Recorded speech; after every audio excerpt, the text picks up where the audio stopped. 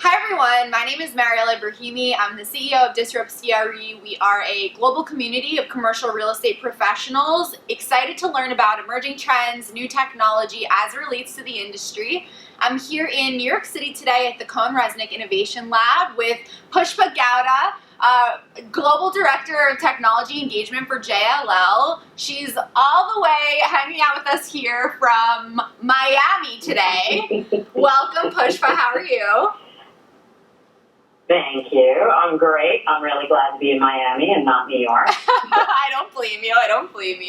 And you recently had the privilege of giving a fantastic talk about hospitality innovation and new technologies and trends impacting that space, which is something I don't get to indulge in chatting about too often. So I'm excited to hear how that went. What were some of the big trends? Where were the impacts that you saw while you just did some learning for this presentation? Yeah, it was the International Luxury Hotels Association, and they had their annual summit here in Miami. And so they reached out, and JLL is a global commercial real estate services provider and investment management firm. And so they found me, asked me to talk about what are the latest tech and data trends in hotels, and specifically, how does that apply to luxury hotels? Because luxury hotels, as you know, is much more about the human interaction and that high touch. And what we're proposing isn't that it's going away in terms of the high touch experience. What we're saying is that luxury hotels, there's a room for tech and data in addition to the high touch human interaction. And so that's what I spent a couple of minutes talking to them about, especially when we're looking at being bombarded by all the different kinds of technology.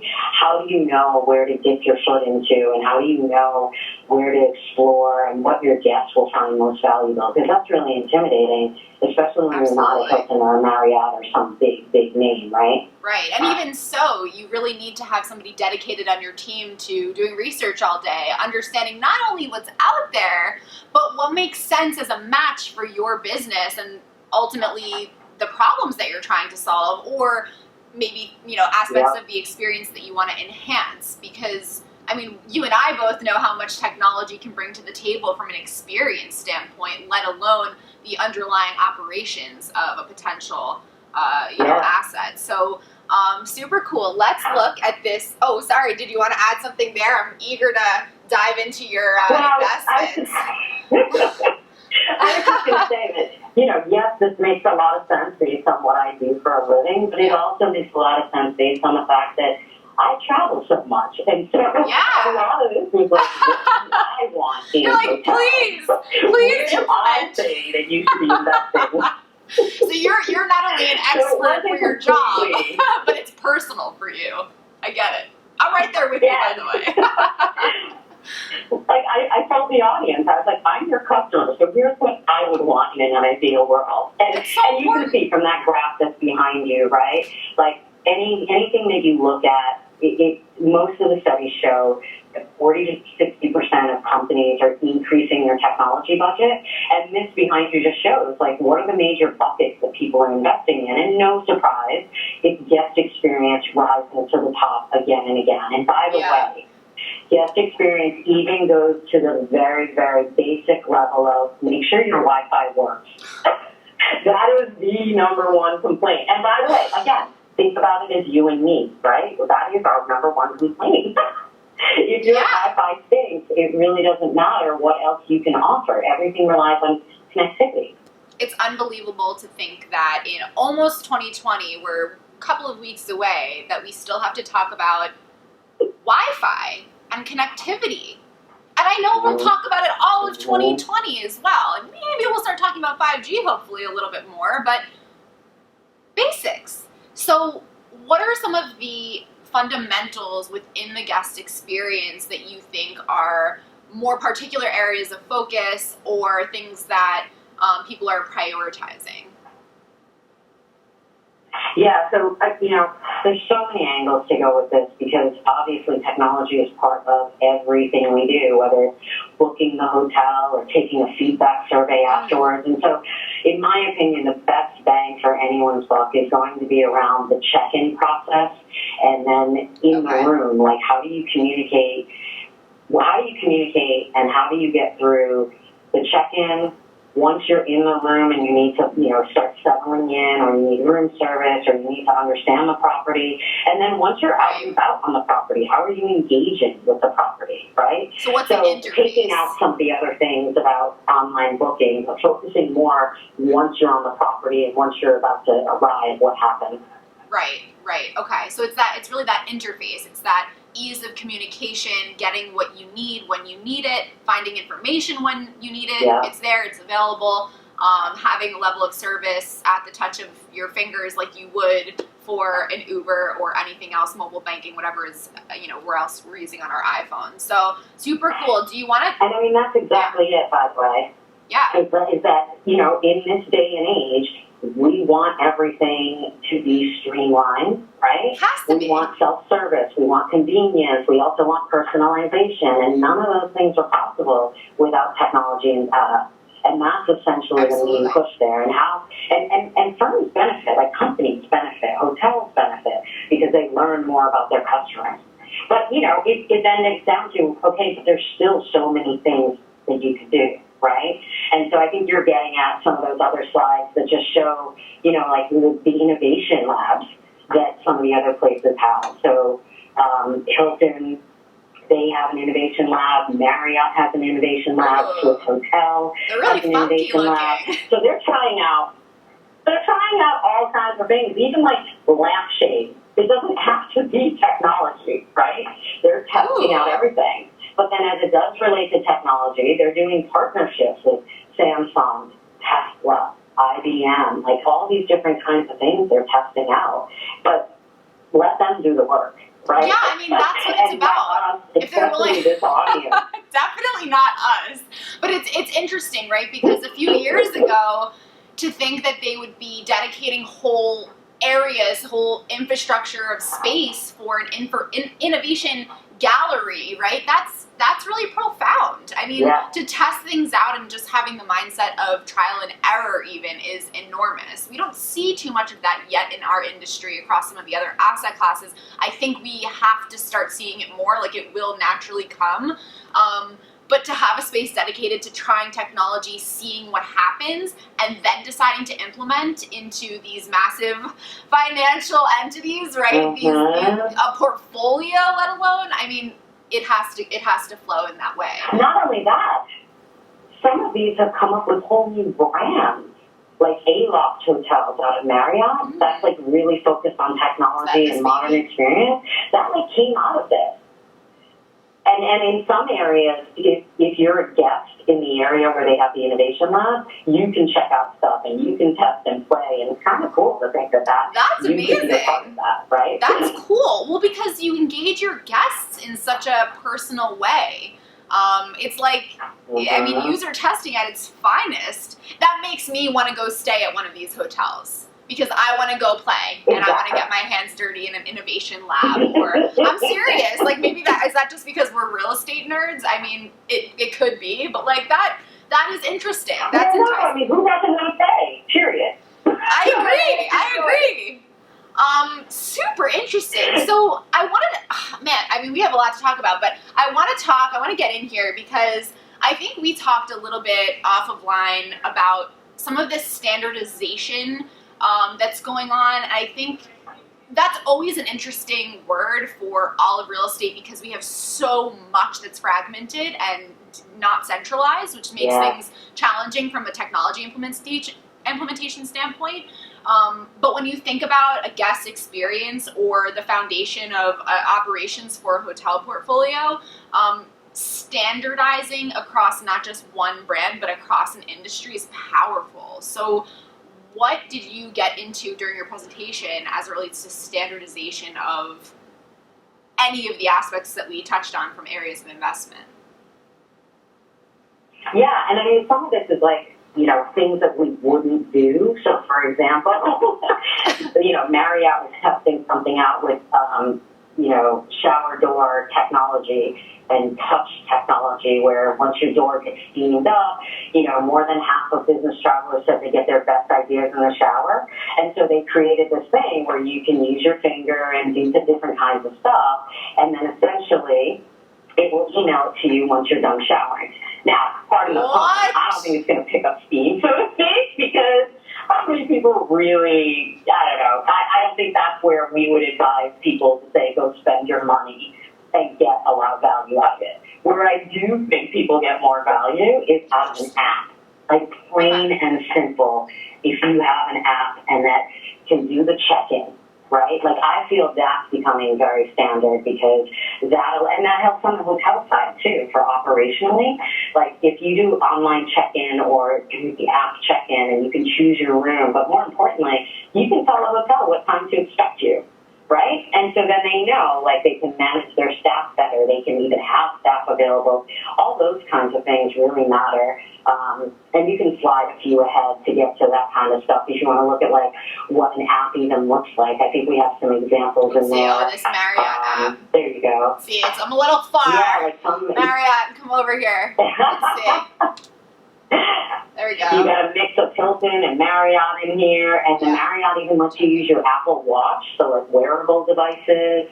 And we're getting to the point where it will even have stuff like, even just you being near your door will open it up. You don't even have to open the app and use your digital key, which is another thing that's becoming more and more standard, is your digital key, right? You don't have to worry about demagnetizing. You can, from a sustainability play, there's less plastic. From a hotel operations play, there's not key card inventory management, right? Like, this is just where it's at. And not to mention, you can communicate with the hotel. You can send them requests. Like, I asked for firm pillows, because that's, like, my thing, right? And by the way, like, not everything's about technology. We mentioned that. The Swiss Hotel, a bunch of years ago, they initiated a thing that now offers a pillow menu. Like, nothing to do with technology, but that's innovation. You're doing something different. If you're a back sleeper, they have a special pillow. If you want hypoallergenic, you can get soap. It was just pillows. No, that's fantastic. It made me love them even more. Of course it did, because it feels like they care about you. And I bet you they have that almost like, have you ever seen the Warby Parker experience, where you can go through a series of questions to customize glasses to you. They send it to you at home to try on. Like, yes. Talk to us about how you sleep. Like, that is first of all, very personalized. When else are you giving away that information? But also, it does make you feel cared about as a guest, and it makes you feel like they care about the experience that you're going to have. That's a great, like, first foot in the hotel door, if you will. Right. Yeah. And then not to mention, like, if you go to the next one, it even shows, like, even more you can do with the app in terms of, like, mobile requests. And so, again, to go back to the Marriott as an example, a couple of years ago, they implemented where you can start making requests and just going right to these kiosks when you're checking in. Sure, it's just like at the airport. Right. And then whether it's before you get to the hotel or when you're checking in or afterwards, you can, like, go back and forth. And the Marriott found, like, 50% of the requests that they were getting were from before people ever even got to the hotel. And so now look at what they're managing, and that's from us, our guest perspective again. How much time does that save us from being on the phone, trying to figure out what options to select, then being put on hold or transferred around? And I feel like we're probably more willing to give more information about us when it's seamless, it's easy, and we feel like it's contributing to our overall experience. And at the end of the day, when you're traveling, ultimately, your experience in that destination is far outside of the hotel. So the level of technology that any hotel is going to implement is just to make your experience seamless, so that it's not even a thought. So in that same sphere, it's not even a thought when you're entering your personalized information, which is a little bit scary, right? Because you think about, or if you stay at Marriott hotels or whichever one of these chains, like, over time they do accumulate a lot of information about you, but that really means that they are able to tailor your experience, your stay with them in such an elevated way that we really didn't have possible before this really, robust and available technology. I mean, this technology we have today is sophisticated. It's learning about us. It's talking to each other to put pieces together to build that color of who we are into a picture and make our experience better and better every time, to market to us all the facets of what go into making this stay ultimately fantastic, memorable, easy. Yeah, because if you think about what your current or traditional, let me say that, traditional experience is for checking in. You get to the hotel, you stand in line, you have to make some small chit-chat while the agent is figuring out what room, making your keys, right? Like all hopefully they have your reservation.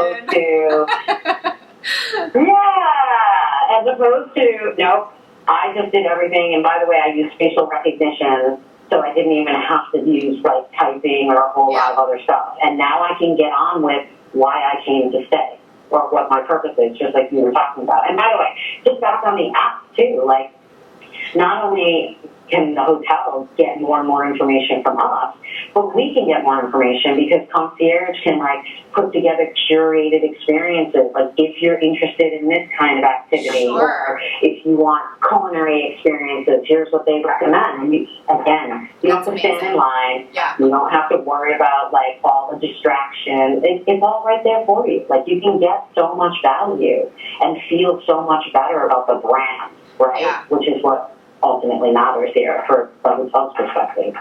Yeah, I think that's really where we see AI start to come in and be a powerful aspect of this whole umbrella that we're talking about as it relates to the experience. And we see it across all asset classes in commercial real estate starting to come into fruition and be more sophisticated. But I think it speaks so well right into hospitality. And again, just because of the amount of visitors these hotels are managing in the course of a year, being able to feel like they still know you, whether you're there for 1 day or 2 weeks, is incredible. It really is. Yeah.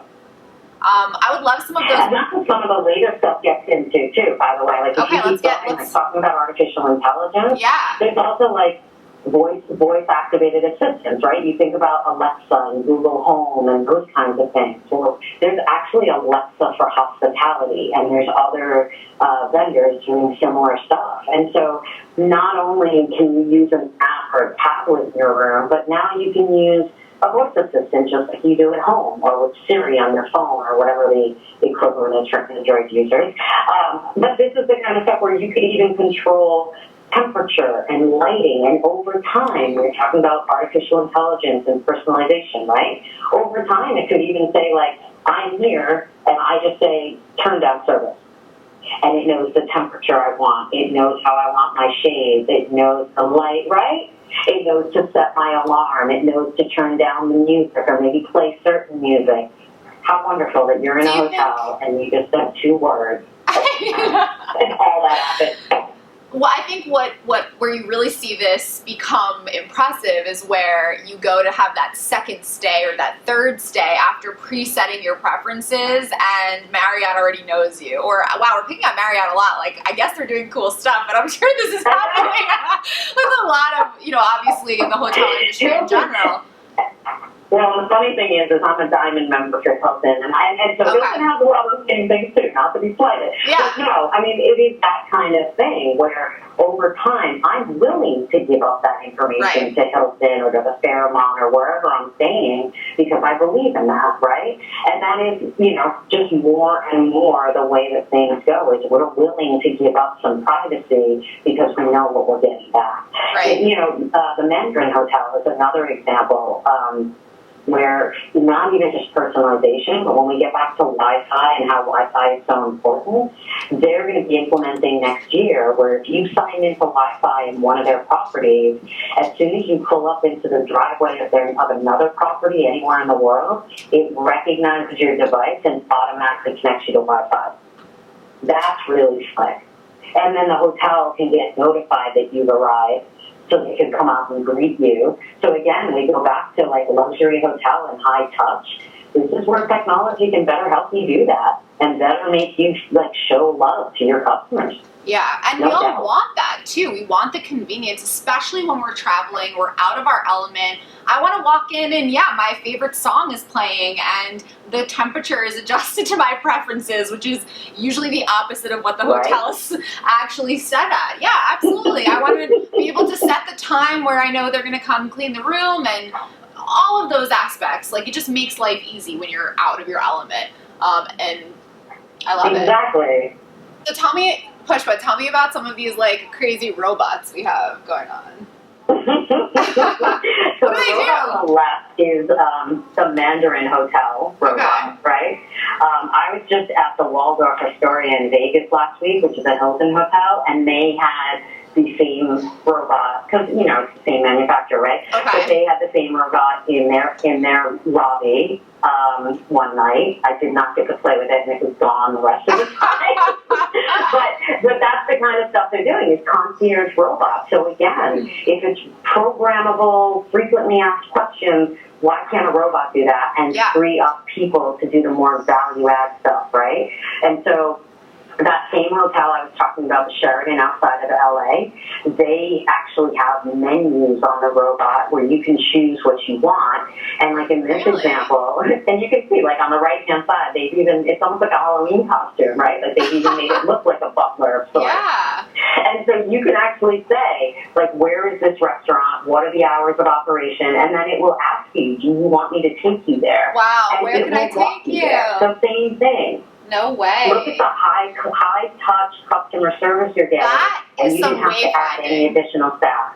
Amazing. That is some impressive wayfinding. And also, like, I can imagine just wanting to, you know, sitting in a public place in the hotel, wanting to order something, but don't know what I want. Maybe I don't end up making it to the restaurant, but this is capturing my need regardless of my own potential, like, you know, navigation failures. What's going on with these guys? What's this? Oh, hello. So, Fly Zoo. So Alibaba, I don't know if you've heard of this. Alibaba, so they're the e-commerce company out of China, right? They are they opened Fly Zoo Hotel a year ago in China. And it has technology like start to finish. Like it has the facial recognition kiosk, and you use facial recognition in the elevator, and you use facial recognition to open your room. And then you have these robots all over the property that are delivering food to your room, delivering towels. Wow. They're bartending. They're coming to you in the lobby and delivering food. Like they're doing whatever is needed. They're probably in the kitchen chopping and doing prep stuff. Because again, why not? I think, and this is all, of course, like we're talking about technology, but you know, sometimes you want to unplug from everything, and that's why you're going to properties that look like this, right? And that picture behind you of a pool with all the palm trees and a volcano in the background, like that has nothing to do with technology, right? But in my ideal world, I get like that looks amazing, but I can't relax because I'm still looking for a server because I want a glass of water, or I dropped a fork and I need a new one, right? But how could you leave? Or I have sunglasses on. Yeah, I understand. I have sunglasses on, and a server can't tell if I'm sleeping or awake. Do I want you in my space? Do I not? Are you blocking my sun? Or, you know, like all these things. So wouldn't it be cool if I could scan a barcode on my cabana or on my chair and then use an app to actually schedule out what I need or when I want it, and including like checking out or signing your bill. If you're like me, which I know you and you are, we're waiting till the last possible second, and we probably already changed our dinner reservations 3 times, and now we have to take a shower and get to the dinner.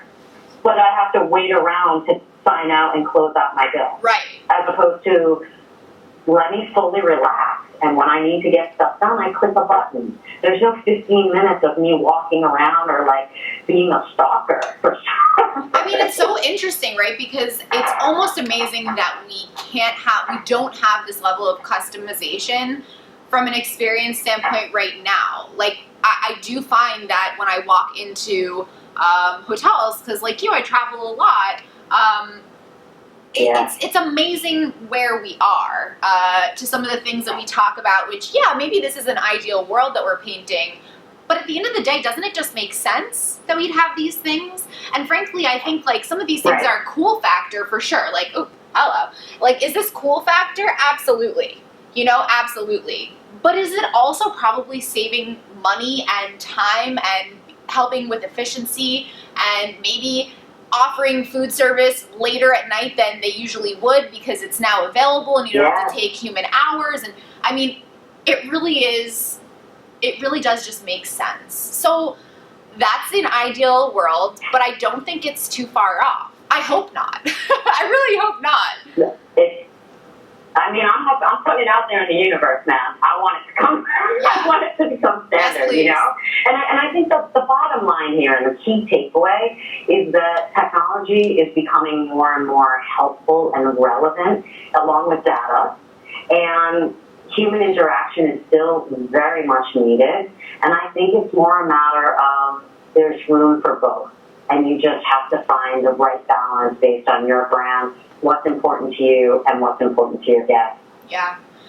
Is there anything else, any lasting impressions that you would say to maybe your clients, users of hotels, the people who are making these tech decisions? Yeah, I mean, the bottom line is see what's already been successful by others and is leaving value, and don't feel like you have to find the new technology or be the one that's experimenting. It's really a matter of get some of the basics in play, and they've already been pretty well proven out here. So I think coming up with a committee, you don't have to have a department, you don't necessarily need a chief innovation officer. Come up with a committee that's not led by IT, that has your business people involved and has all ages involved, quite frankly, and then put together, you know, even just a pilot and move one thing forward. Don't overthink it, and don't spend 5 years putting together a long-term strategy. Just get in there and start somewhere. That's fantastic advice. I think especially with these innovation labs readily available for trial and error. What a beautiful thing we have in, almost 2020, we'll say. So Pushpa, thank you so much for being on and talking us through some of these emerging trends in hospitality. It's always so much fun to talk to you and learn more from you. So I hope you guys enjoyed it. We're going to make Pushpa's presentation available so you guys can dig into it. And thank you for watching. Thanks, everyone. Have a good one.